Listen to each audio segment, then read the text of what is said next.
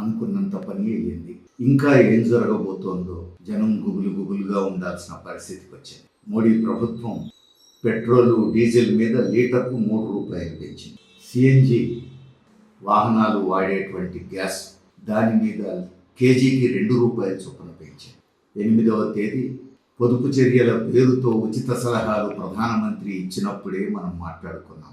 ఇది పడబోయే పిడుగులకు సూచిక అని. ధరలు పెంచడానికి, ప్రజల మీద భారం మోపడానికి, ప్రజలను మానసికంగా సిద్ధం చేసే ప్రయత్నం తప్ప ఇది మరొకటి కాదు అని మనం ఆ రోజే మాట్లాడుకున్నాం. ఇప్పుడు అదే జరుగుతుంది. ఇది మొదటి దెబ్బే. ఇంకా రానున్న రోజుల్లో ఏం జరగనున్నదో, ఎన్నిసార్లు పెంచనున్నారో మనం వేచి చూడాల్సిన అవసరం ఉంది. మోడీ ప్రభుత్వానికి మద్దతు ఇచ్చేటువంటి వాళ్ళు కొంతమంది చెప్తున్నారు, మన దగ్గర చాలా తక్కువ పెంచుతున్నారు, అమెరికాలో చాలా ఎక్కువ పెరిగింది, ఇతర దేశాల్లో చాలా ఎక్కువ పెరిగింది అని.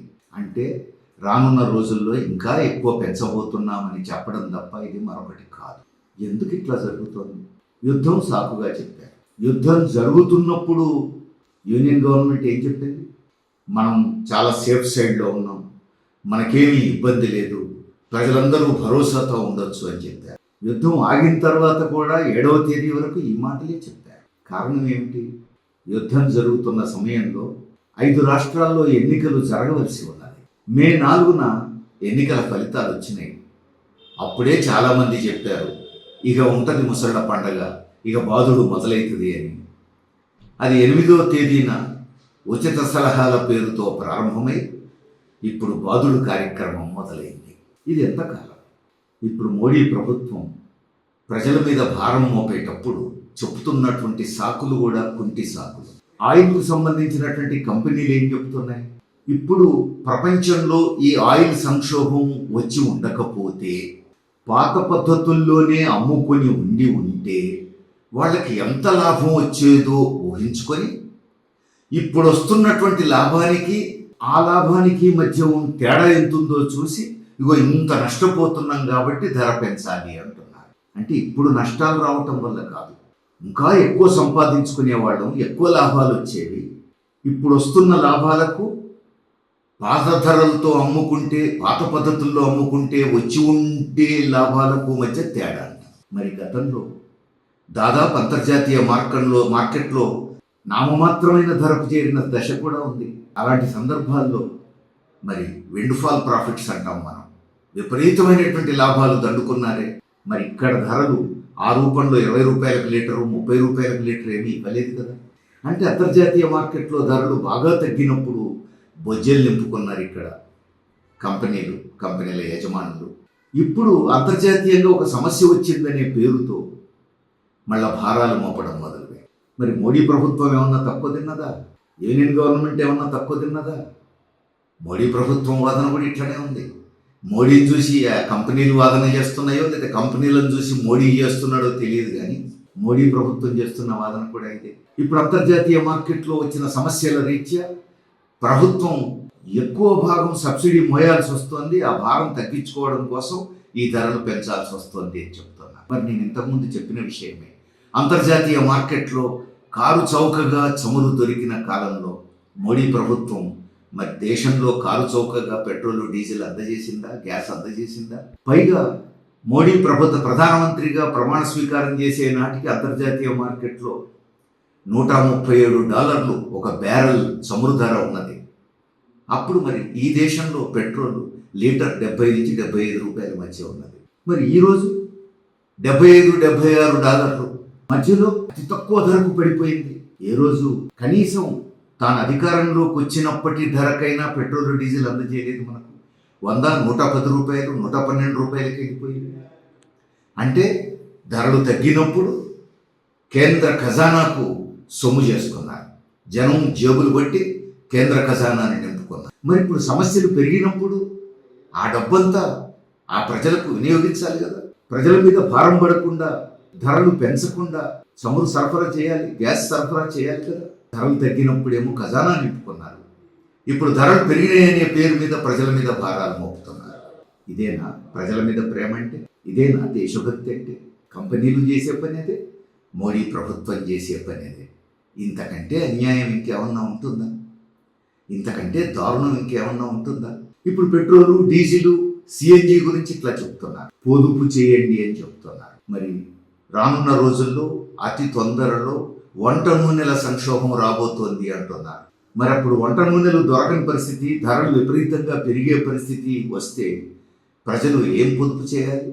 2 పూటలు తినే బదులు 1 పూట తినండి అని చెప్తారా? అర్ధాకలితో సర్దుకోండి అని చెప్తారా? ప్రధానమంత్రి చెప్పేటువంటి పొదుపుకు అర్థమేమి? ఎరువులు కూడా దొరికే పరిస్థితి ఉండదు అని అంటున్నారు. ఎరువుల సంక్షోభం పెరగబోతోంది అంటున్నారు. ప్రధాని ఏమంటున్నారు? ఎరువులు వాడకం ఆపండి, సహజమైనటువంటి పద్ధతుల్లో జంతువుల మలమూత్రాలతో ఏర్పడ్డటువంటి పెంటతో పంట పండించండి అంటున్నారు. శ్రీలంక ఇట్లాంటి మాటలు చెప్పే తీవ్రమైన సంక్షోభంలో పడిపోయింది మనం చూసాం. ఆధునిక ఎరువుల వాడకం ఒకసారి ఆపితే భారతదేశంలో ధాన్యాలు, ఆహార ధాన్యాల ఉత్పత్తి సగానికంటే తక్కువ పడిపోతుంది కదా, దేశంలో తిండి దొరుకుతుంది. ఈ ఆలోచన ఈ ప్రభుత్వానికి ఎందుకు రాలేదు? ప్రధానికి ఈ సోయి ఎందుకు లేదు? ఎట్లా చెప్పగలుగుతున్నారు? పైగా ఈ ఎరువులన్నీ అలవాటు చేసింది ప్రభుత్వమే కదా. బాగా ఎరువులు వాడాలి, బాగా పంటలు పండించాలి అని చెప్పింది పాలకులే కదా. ఇప్పుడు ఉన్నట్టుండి ఎరువులు వాడకండి అంటే రైతులు ఏం కావాలి? రైతులు రోడ్డు మీద పడతారు. ఈ సోయి ప్రభుత్వానికి ఎందుకు లేదు? యూనియన్ గవర్నమెంట్ ఎందుకు ఇంత బాధ్యతారహితంగా వ్యవహరిస్తున్నది? సమస్యలు పరిష్కరించడం కోసం కదా ప్రభుత్వం. పొదుపు చేయండి అని చెప్పడానికి ఒక కేంద్ర ప్రభుత్వం కాదు, యూనియన్ ప్రభుత్వం కావాలా? ఒక ప్రధానమంత్రి కావాలా? పొదుపు చేయడం అనేది ప్రజలకు సహజమైన అలవాటు.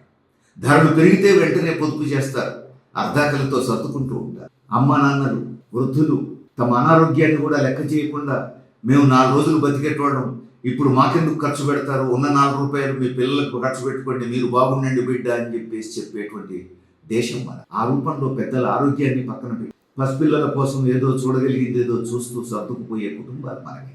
మరి పొదుపు అంటే ఏమిటి?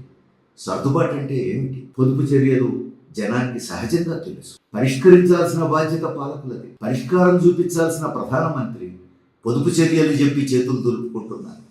మరి పరిష్కారానికి ఏం చేయాలి అని ఎవరైనా అడగవచ్చు. చేయవలసింది చాలా ఉంది. అమెరికా అడ్డగోలుగా బాధ్యతారహితంగా ఇరాన్ మీద దాడి చేసిన ఫలితం కదా ఇది. ఇజ్రాయెల్ ఇరాన్ మీద బాధ్యతారహితంగా బరి తెగించి చేసిన దాడి ఫలితం కదా ఇది. అమెరికా, ఇజ్రాయెల్ బాధ్యత వహించాలి కదా దీనికి. అమెరికా, ఇజ్రాయెల్ ఇలాంటి దాడి చేయడం తప్పు, ఇది ప్రపంచానికే నష్టం, ఇలాంటి దాడులు ఆపాలి, అమెరికా, ఇజ్రాయెల్ తన పొరపాటును అంగీకరించాలి అని చెప్పి మోడీ కనీసం ఒక స్టేట్మెంట్ ఇవ్వలేదే. ఇలాంటి బాధ్యతారహితమైనటువంటి దాడులను మేము అంగీకరించమని చెప్పాలి కదా, చెప్పలేదే. పైగా ఇంకా ఇప్పుడు అమెరికా పాలకులు కాలు దువ్వుతూనే ఉన్నారు, ఇజ్రాయెల్ కాలు దువ్వుతూనే ఉన్నది. చూసుకుంటామని తొడలు కొడుతూనే ఉన్నారు. రేపో మాపో మళ్ళీ యుద్ధం మొదలైద్దా అనేటువంటి పద్ధతుల్లో భయం కొనసాగుతూనే ఉంది. ఇంత జరుగుతూ ఉంటే కూడా మన ప్రధానమంత్రి నోరు విప్పట్లేదు. గొడ్లు గిల్లుకుంటూ కూర్చుంటే పరిష్కారం అవుతుందా? 143 కోట్ల మంది ప్రజలకు ప్రధానమంత్రి అనే విషయం మర్చిపోకూడదు. ఇంత పెద్ద దేశం, ఇంత పెద్ద మార్కెట్ కలిగినటువంటి దేశానికి ప్రధానమంత్రిగా ఉన్న వ్యక్తి ఇచ్చేటువంటి స్టేట్మెంట్కి, చెప్పే మాటకు చాలా విలువ ఉంటుంది ప్రపంచంలో. ఈ మార్కెట్ను కాదని అమెరికా ఎంత దూరం పోతుంది? మరి ఈ మాత్రం సోయి మన యూనియన్ గవర్నమెంట్కి ఎందుకు లేదు? ఇదే ఇప్పుడు అందరం ఆలోచించాల్సిన విషయం. ఒక్కసారి భారతదేశ ప్రభుత్వం ఖచ్చితంగా అమెరికాది తప్పు, ఇజ్రాయెల్ది తప్పు అని బహిరంగంగా చెప్పే పరిస్థితి వస్తే ప్రపంచంలో 100 దేశాలు భారతదేశం వెనక నిలబడతాయి. ఇది మన అనుభవం. అలీనోద్యమానికి నాయకత్వం వహించినటువంటి దేశం మనది. ఆ అనుభవం మన ముందు ఉన్నది. ప్రపంచంలో మనకు ఆ ప్రతిష్ట ఉన్నది. ఇప్పుడు ప్రధానమంత్రి నోరు మెదపకుండా బాధ్యతారహితంగా వ్యవహరించడం వల్ల దేశం అప్రతిష్ట పాలవుతున్నది. ప్రపంచంలో మనకున్న విలువ కరిగిపోతున్నది. ఎందుకింత నిమ్మకు నీరెత్తినట్టు ఉంటున్నారు ప్రధాని? 143 కోట్ల మంది ప్రజల బాధలు కూడా పట్టించుకోకుండా ఎందుకింత బాధ్యతారహితంగా వ్యవహరిస్తున్నారు? అమెరికా ముందు ఎందుకు తలవంచుతున్నారు? ఒకే ఒక కారణం, అమెరికాతో అంబానీ, అదానీల వ్యాపార బంధమే అందుకు కారణం అనేటువంటి వార్తలు విపరీతంగా వస్తాయి. అంటే అమెరికాలో అంబానీ, అదానీల వ్యాపారం కోసం, వాళ్ళ లాభాల కోసం, వాళ్ళ ప్రయోజనాల కోసం 143 కోట్ల మంది ప్రజల ప్రయోజనాలను తాకట్టు పెడతారా? ప్రధానమంత్రి నరేంద్ర మోడీ 143 కోట్ల మంది ప్రజలక ప్రధానమంత్రి, అంబానీ, అదానీలక? ఈ దేశ ప్రధానమంత్రి బాధ్యత ఏమిటి? ఏం చేయాలి? ఇది ఈరోజు ప్రజలందరూ ఆలోచించాలి, పాలకులను నిలదీయాలి.